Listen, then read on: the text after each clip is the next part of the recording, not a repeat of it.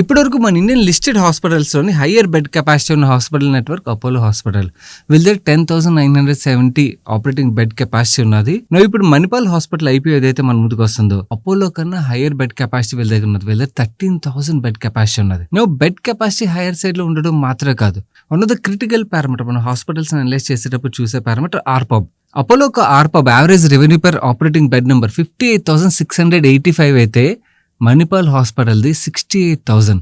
అంటే ఈవెన్ ఆర్పాబ్ పరంగా కూడా అపోలో కన్నా కూడా బెటర్ ఆర్పాబ్ నెంబరే వీళ్ళు మెయింటైన్ చేస్తున్నారు. సో ఈ పారామీటర్స్ పరంగా వీళ్ళు బాగా రన్ చేస్తున్నారని అయితే అర్థమవుతుంది. బట్ యాజ్ ఎ ఇన్వెస్టర్ మనం చూడాల్సిన ఇంకో క్రిటికల్ పారామీటర్ ఏంటి, మనకి యాక్చువల్లీ ఇన్వెస్ట్ చేయడానికి వాల్యూ ఉన్నది. అంటే మనకి ఇక్కడ నుంచి రిటర్న్స్ వస్తాయా లేదా అన్నది మ్యాటర్ కదా. ఎంత పెద్ద గ్రేట్ ఇన్స్టిట్యూట్ అయినా కూడా మనకి రిటర్న్స్ వస్తాయి అన్నది మన పారామీటర్ కాబట్టి. సో ఈరోజు ఈ ఆర్హెచ్పిలో మీరు తెలుసుకోవాల్సిన కంప్లీట్ ఇన్ఫర్మేషన్తో పాటు రియల్లీ ఐపీఓలో వర్త్ ఉన్నదా లేకపోతే ఐపీఓ టైంలో పక్కన పెట్టి తర్వాత కరెక్ట్ అయిన తర్వాత ఫ్యూచర్లో చూడాల్సిన స్టాక్ అయ్యేది. సో ఈ డీటెయిల్స్ ఏవైతే మీకు క్లియర్గా ఈ వీడియో చూసినట్టయితే అర్థమైపోతుంది. వీడియో చూసినప్పుడు వీడియోలో షేర్ చేసిన ఇన్ఫర్మేషన్ నచ్చితే వీడియోని లైక్ చేయడం మర్చిపోకండి. Let's decode this RHP now.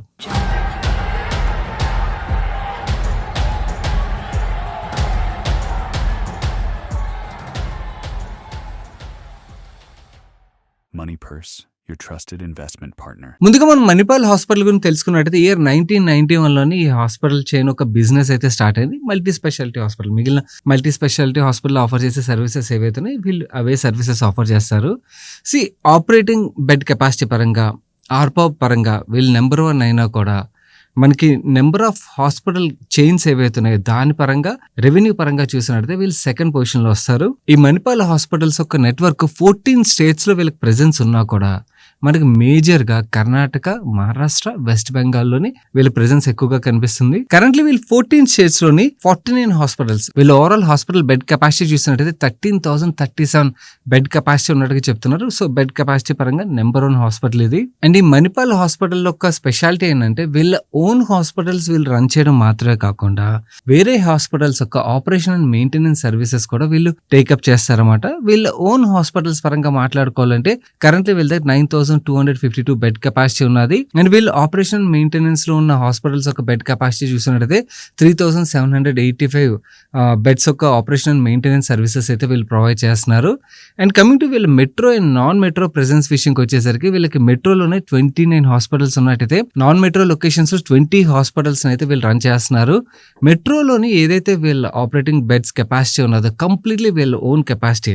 Metro cities లో వీళ్ళు ఆపరేషన్ మెయింటెనెన్స్ సర్వీసెస్ అయితే ఆఫర్ చేయట్లేదు. వేరేస్ నాన్ మెట్రో విషయంకి వచ్చేసరికి వీళ్ళు ఓన్ బెడ్ కెపాసిటీ చూసినట్టయితే 3,153 అయినట్టయితే వీళ్ళు ఆపరేషన్ మెయింటెనెన్స్ సర్వీసెస్ ఆఫర్ చేస్తుంది 3,785 బెడ్ కెపాసిటీకి. అండ్ స్టేట్స్ పరంగా మనం మాట్లాడుకోవాలంటే వీళ్ళ ప్రెజెన్స్ మేజర్ గా కర్ణాటకలోనే ఎక్కువ కనిపిస్తుంది. కర్ణాటకలో 19 హాస్పిటల్స్ అయితే వీళ్ళు రన్ చేస్తున్నారు. ఓవరాల్ గా కర్ణాటక వీళ్ళు బెడ్ కెపాసిటీ చూసినట్టయితే 6,404. ఇందులో బెంగళూరులోనే వీళ్ళు 12 హాస్పిటల్స్ రన్ చేస్తున్నారు. ఇన్ఫాక్ట్ బెంగళూరులోనే వీళ్ళ దగ్గర 2,579 బెడ్ కెపాసిటీ ఉన్నది. కర్ణాటక తర్వాత వీళ్ళ హయ్యర్ ప్రెజెన్స్ మనకి మహారాష్ట్రలో కనిపిస్తుంది.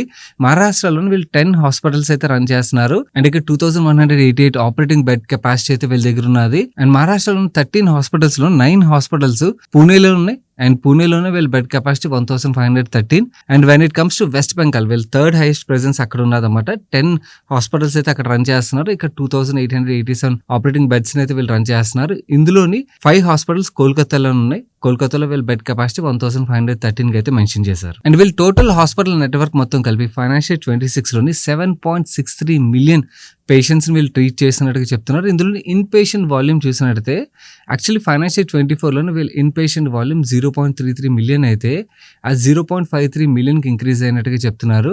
And in fact average length of stay ఏదైతే ఉన్నదో వీళ్ళ ఇన్ పేషెంట్ ది 2.93 డేస్ నుంచి 2.78 డేస్కి రెడ్యూస్ అయినట్టుగా చెప్తున్నారు. ఎందుకంటే వీళ్ళ ఎఫిషియన్సీ పెరగడం వల్ల పేషెంట్ ఒక లెంత్ ఆఫ్ స్టే ఏదైతే ఉంటుందో హాస్పిటల్లో దాన్ని రెడ్యూస్ చేస్తున్నట్టుగా చెప్తున్నారు. Which is good. Even patients కూడా కావాల్సింది అదే. వీళ్ళు కూడా ఎక్కువ మంది పేషెంట్స్ ట్రీట్ చేయగలుగుతారు కదా.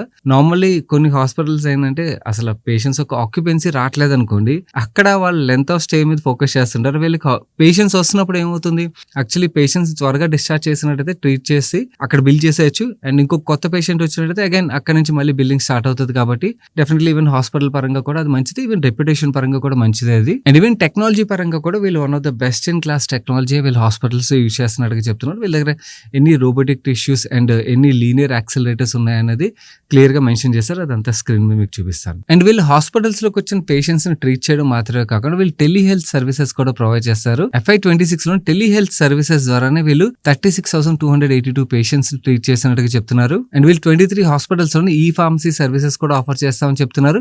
And also home health care services కూడా వీళ్ళు ప్రొవైడ్ చేస్తున్నట్టుగా చెప్తున్నారు. అండ్ ఈ మణిపాల్ హాస్పిటల్ RHP చదువుతున్నప్పుడు మా టీం ఇంకొక ఇంపార్టెంట్ పాయింట్ ఫైండ్ అవుట్ చేశారంటే వీళ్ళు మేజర్ గా గ్రీన్ ఫీల్డ్ ఎక్స్పాన్షన్స్ కన్నా కూడా బ్రౌన్ ఫీల్డ్ ఎక్స్పాన్షన్స్ మీద ఎక్కువగా ఫోకస్ చేస్తున్నారు. గ్రీన్ ఫీల్డ్ ఎక్స్పాన్షన్ అనుకోండి, దానికి కన్స్ట్రక్షన్ టైమ్ ఇవన్నీ కూడా చాలా లాంగ్ ప్రాసెస్ బ్రేక్ ఈవెన్ అవ్వడానికి. వెరస్ బ్రౌన్ ఫీల్డ్ ఎక్స్పాన్షన్ అనుకోండి, ఆల్రెడీ రన్ అవుతున్న హాస్పిటల్స్ కదా, వాటిని ఎక్వైర్ చేస్తారనుకోండి, అక్కడ ఏదైనా ఇన్ఎఫిషియన్సీస్ వల్ల వాళ్ళు లాసెస్ చూస్తున్నట్టయితే వీళ్ళకున్న ఎక్స్పీరియన్స్ తోని వాళ్ళు ఆపరేషన్స్ అన్ని కూడా ఎఫిషియెంట్ గా మేనేజ్ చేయడం వల్ల బ్రేక్ ఈవెన్ అయితే త్వరగా తీసుకొస్తున్నట్టుగా చెప్తున్నారు. వీళ్ళు ఇలా ఎక్వైర్ చేసిన హాస్పిటల్స్ పేర్లు ఇక్కడ స్క్రీన్ మీద చూపిస్తాను. రీసెంట్ గా షాయిద్రి హాస్పిటల్ నెట్వర్క్ కూడా వీళ్ళు ఎక్వైర్ చేస్తారు. ఇన్ఫాక్ట్ యాక్చువల్లీ వీళ్ళు ఎక్వైర్ చేసిన తర్వాత ఒక హాస్పిటల్ చైన్ 2 months లో బ్రేక్ ఈవెన్ తీసుకొచ్చినట్టుగా, ఇంకొక హాస్పిటల్ చైన్ 5 months లో వీళ్ళు బ్రేక్ ఈవెన్ తీసుకొచ్చినట్టుగా చెప్తున్నారు. సో ఇది వీళ్ళ మేనేజ్మెంట్ ఒక ఎఫిషియన్సీ ఏంటన్నది ఆర్ క్యాపబిలిటీ ఏంటన్నది మనకు క్లియర్లీ చెప్తుంది. అండ్ ఈ ఎక్విజిషన్స్ మాత్రమే కాకుండా వీళ్ళు ఎగ్జిస్టింగ్ హాస్పిటల్ నెట్వర్క్ ఏదైతే ఉన్నదో దాంట్లో కూడా వీళ్ళు బెడ్ కెపాసిటీ యాడ్ చేస్తున్నారు. ఇంకొక 483 బెడ్స్ ని వీళ్ళు యాడ్ చేయబోతున్నట్టుగా చెప్తున్నారు. అండ్ 2030 కల్లా ఇంకొక 1943 బెడ్స్ ని అయితే యాడ్ చేయబోతున్నట్టుగా చెప్తున్నారు.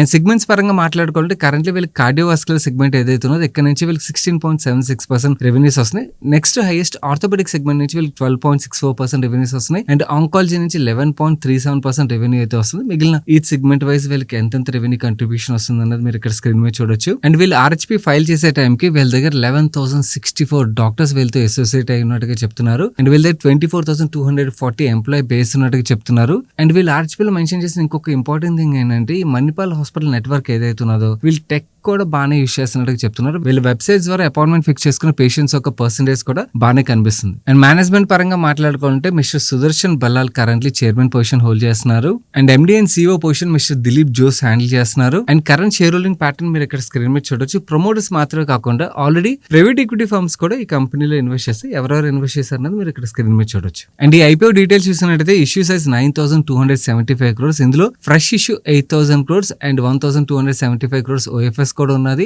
ఈచ్ షేర్ ఒక ఫేస్ వాల్యూ ₹2 per share. వీళ్ళు కోట్ చేసిన ప్రైస్ బ్యాండ్ 560 నుంచి 590 రూపీస్ మధ్యలో కోట్ చేస్తున్నారు. అండ్ హైయర్ ప్రైస్ బ్యాండ్ ఆధారంగా మణిపాల్ హాస్పిటల్ వీళ్ళు 77,605 crores కి వాల్యూ చేసినట్టుగా మనకు అర్థమవుతుంది. మనం ఈ IPO లో పార్టిసిపేట్ చేయాలంటే 25 shares మల్టిపుల్ అయితే పార్టిసిపేట్ చేయాల్సి ఉంటుంది. మిగిలిన బేసిక్ డీటెయిల్స్ మీరు ఇక్కడ స్క్రీన్ మీద చూడొచ్చు. IPO 29th July రోజున ఓపెన్ అయ్యి 31st July రోజున క్లోజ్ అవుతుంది. అలాట్మెంట్ ప్రయారిటీ విషయంకి వచ్చేసరికి QIB 75%, NIS 15%, రీటైల్ కి 10% కోటా ఇచ్చారు. నెక్స్ట్ మనం ఇప్పుడు వీళ్ళ ఫైనాన్షియల్ చూసినట్టు ముందుగా బ్యాలెన్స్ షీట్ గురించి మాట్లాడుకుందాం. వీళ్ళ బ్యాలెన్స్ షీట్ లో మనకి 10,553 crores డెట్ కనిపిస్తుంది. 8,798 crores ఈక్విటీ కనిపిస్తుంది. డెట్ టు ఈక్విటీ రేషియో మనకి 1.19 times ఉన్నట్టుగా అర్థమవుతుంది.